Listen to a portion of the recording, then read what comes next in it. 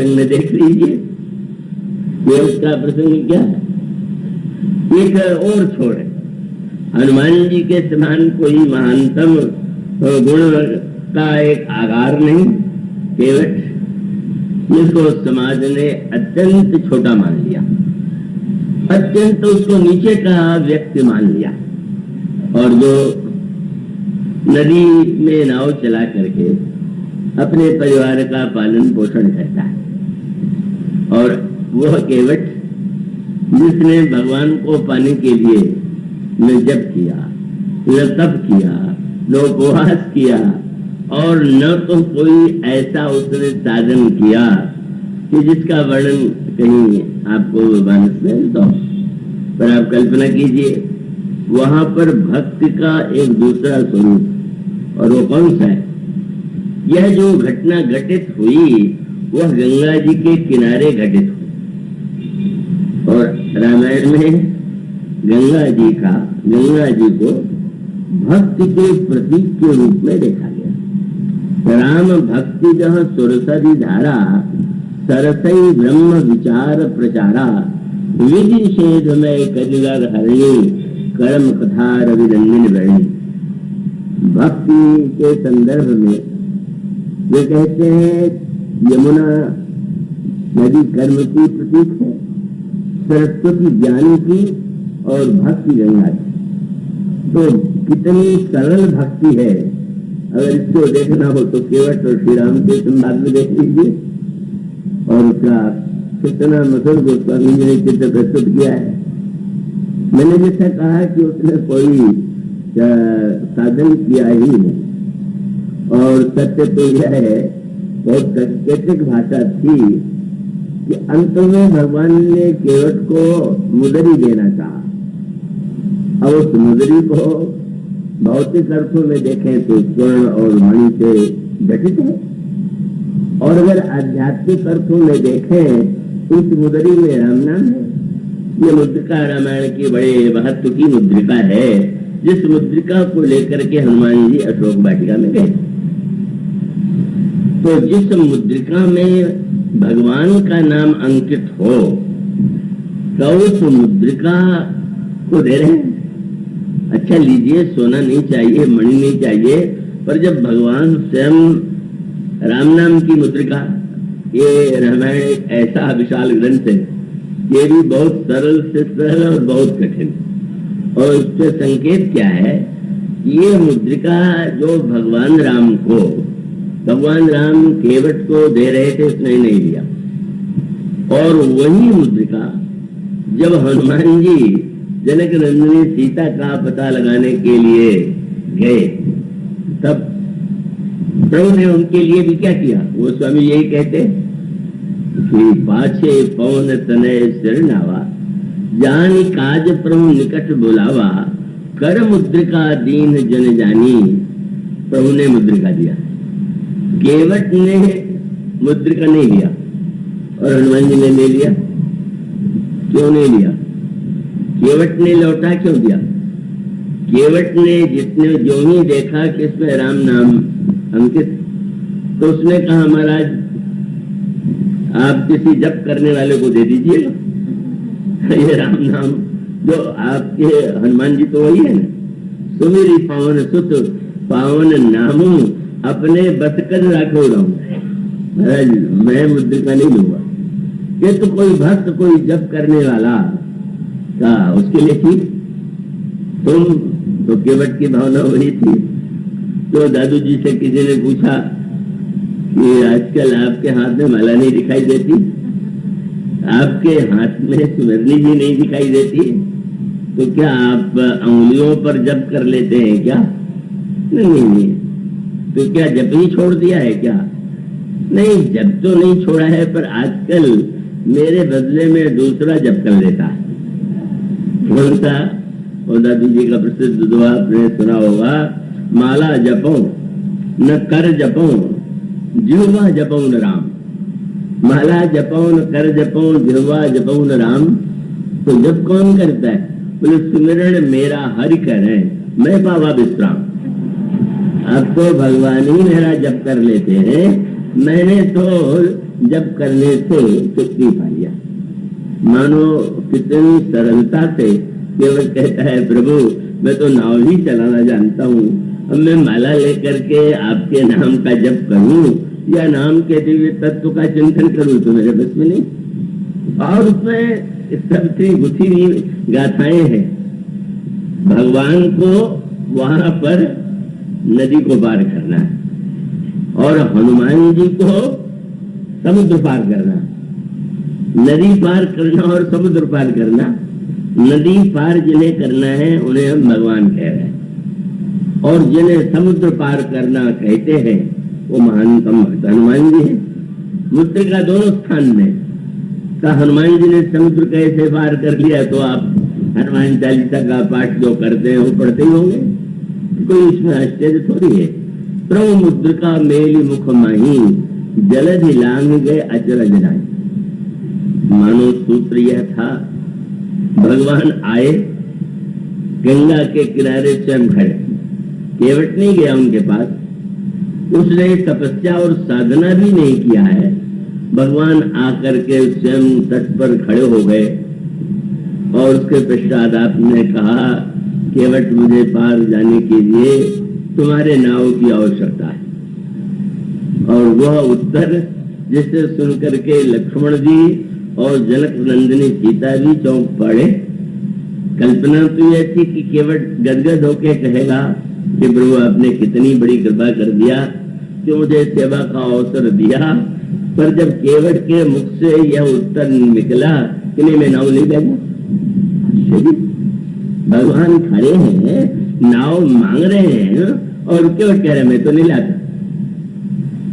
तो लक्ष्मण जी को लगा कि शायद ये हमारे प्रभु की महिमा को नहीं जानता, जैसे अन्य यात्री हैं वैसे ये शायद प्रभु को समझ लेता है।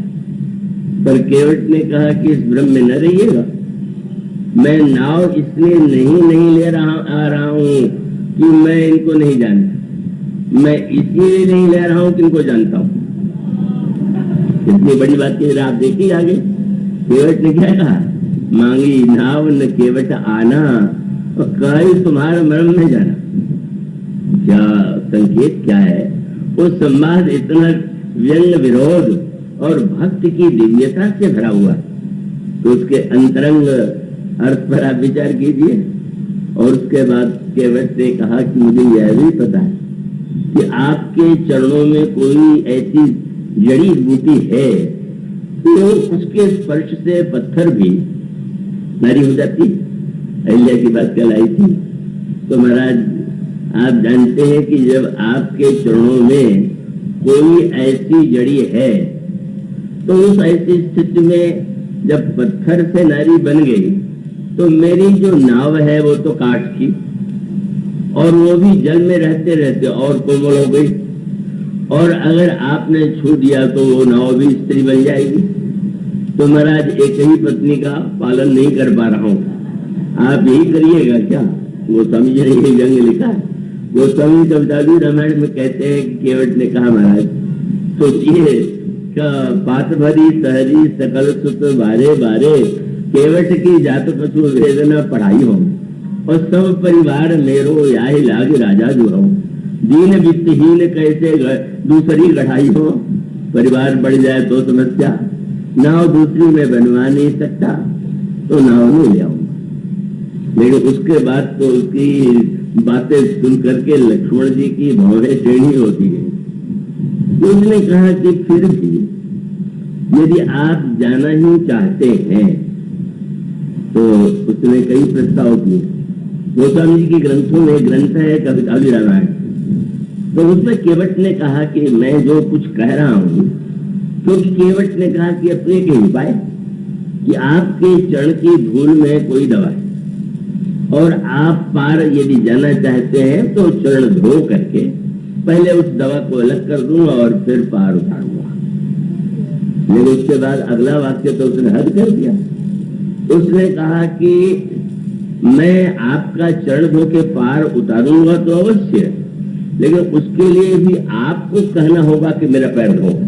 मैं नहीं आपसे आग्रह करूंगा कि धुलाइए। गोस्वामी यही कहते केवट के शब्द क्या है, जाओ प्रभु पार अवश्य गा चहु, तो मुन पद पदुम पखारण कहु। आप कहिए सीमा, ऐसा लगा लक्ष्मण जी को कि ये तो आश्चर्य था कि यह सीमा है, कहाँ तक कह रहा है जिन प्रभु के चरणों को पाने के लिए महामुनि व्यग्र रहते हैं, और वो भगवान से कहे कि आपको जरूरत है तो आप दुलवाइए, मैंने मुझे कोई आवश्यकता नहीं। लेकिन केवट ने जो बात कह दिया वो भी अद्भुत थी। उसने कहा कि ये आंखें जो दिखा रहे हैं मेरे ऊपर कोई प्रभाव नहीं पड़ेगा। लक्ष्मण जी जो साक्षात अनंत के रूप हैं, उनके लिए बड़ो तीर मारे ही लखन पे, बहुत करेंगे तो बाण चला करके मार देंगे। पर मैं ये शपथ लेकर के कहता हूँ, और शपथ में तो कहना चाहिए कि असभ्यता की सीमा हो गई। आप शपथ ले अपनी ले, अपने पुत्र और परिवार के लिए तो समझ में आता है। केवट ने कहा मैं बिना नाव और बिना चरण धोए पार नहीं उतारूंगा, चरण तब धोऊंगा जब आप कहेंगे। और मैं शपथ लेता हूँ किसकी? आपके पिता दशरथ जी की। बड़ी विचित्र बात है। मोय राम राउरी आन दशरथ, आपकी शपथ और आपके पिताजी की शपथ। लक्ष्मण जी को लगा कि भाई ऐसे व्यक्ति से तो कोई पाली नहीं पड़ा, और तब आश्चर्यचकित हो गए लक्ष्मण। केवट ने कहा कि शायद आपको ये भ्रम हो रहा होगा कि इन बहानों से मैं चरण धोना चाहता हूँ, तो ऐसा कुछ नहीं। बस मेरे सामने समस्या तो इतनी है कि नाव जो है वो बची रहे, और पार जाने के लिए आपको लगता हो कि मैं केवट को चढ़ नहीं दूंगा। पाइए इस घाट से जाएंगे तो मेरी नाव पर मेरी इच्छा के अनुकूल आपको बात माननी होगी, लेकिन यहाँ से थोड़ी दूर पर इस घाट को छोड़ दीजिए, और घाट के बगल में ही एक ऐसा स्थान है जहाँ कमर तक जल है। मैं आगे आगे चलूंगा और आपको पहुंचा दूं। केवट कितना जो दावा उसने किया था वो कोई जो धृष्टता नहीं थी। केवट का तात्पर्य था कि आप गंगा के तट पर आए और आकर के यदि मुझसे कहते कि केवट जो मांगना हो मांग लो, तो मैं समझता कि ईश्वर उदार होकर के देने को प्रस्तुत है।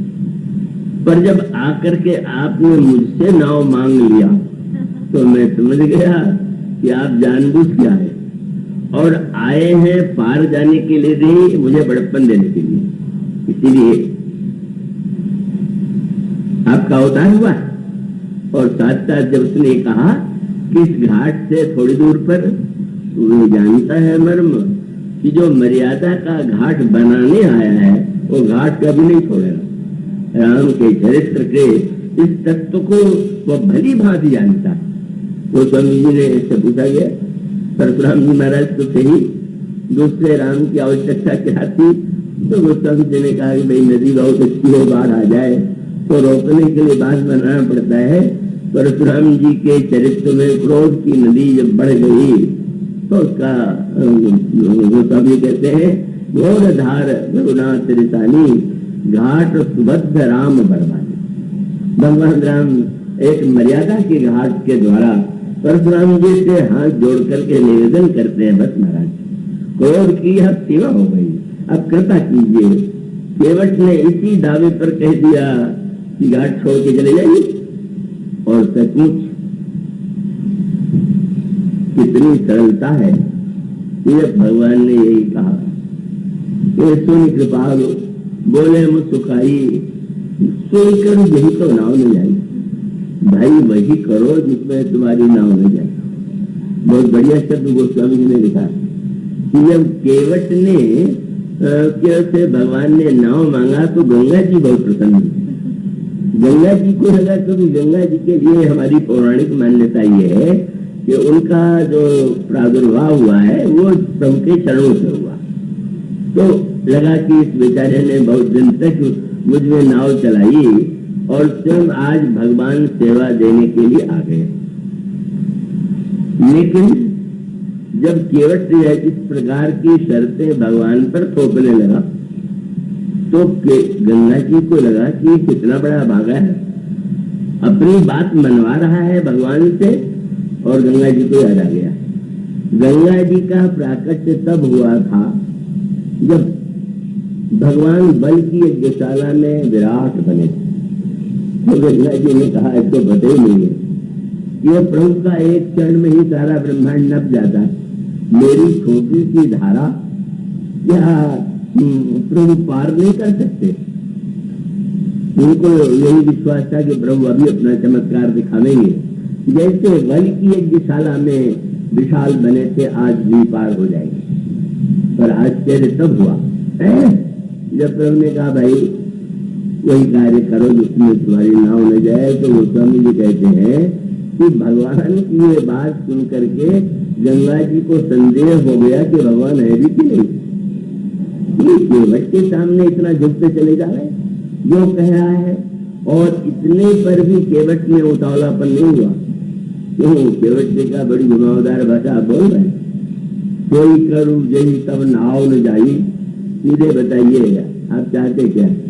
और तब प्रभु ने तेज भाषा में, अच्छा भाई तो मेरी यहाँ जल पाऊं पखारू और हो तो विलंब उतारे पार, जल्दी से जल जाओ, मेरा पैर बोलो और मुझे पार उतार दो।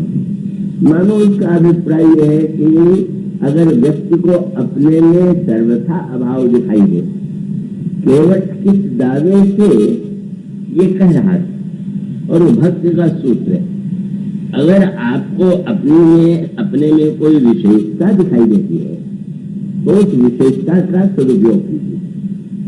ऐसा करता हूँ आप इस सूत्र पर ध्यान दें।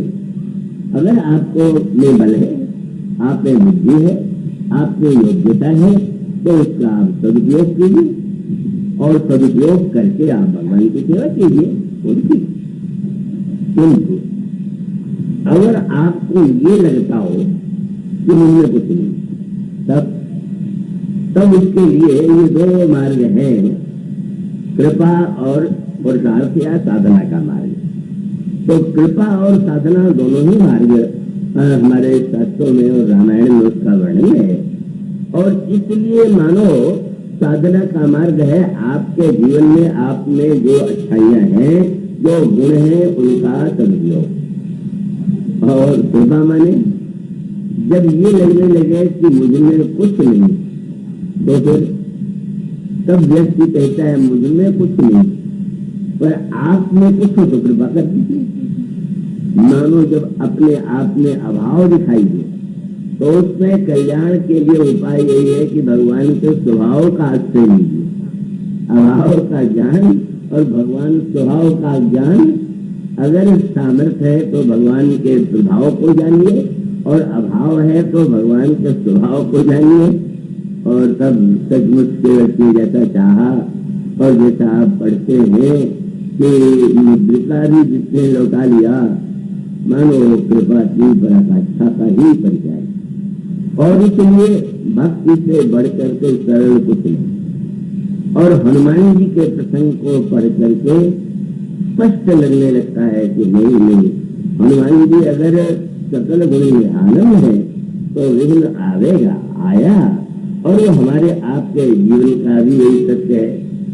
जब एक महान लक्ष्य की ओर चलेंगे तो स्वाभाविक रूप से विघ्न आएंगे, और इन्हीं विघ्नों की ओर लेकिन मंदाकिनी अभी आपके सामने संकेत कर रही है। उन विघ्नों को पार कर लेना ये साधना का सदुपयोग, पर अंत में आप फिर वही सीख पाएंगे। तो रामायण का महानतम दर्शन ये है कि कितनी भी साधना, कितनी भी सामर्थ्य आप में क्यों न हो, आप उसके द्वारा संसार की, स्वर्ग की वस्तुओं को पा सकते हैं। तो भगवान की प्राप्ति उसके द्वारा भगवान जब होगा तो भगवान की कृपा से होगी।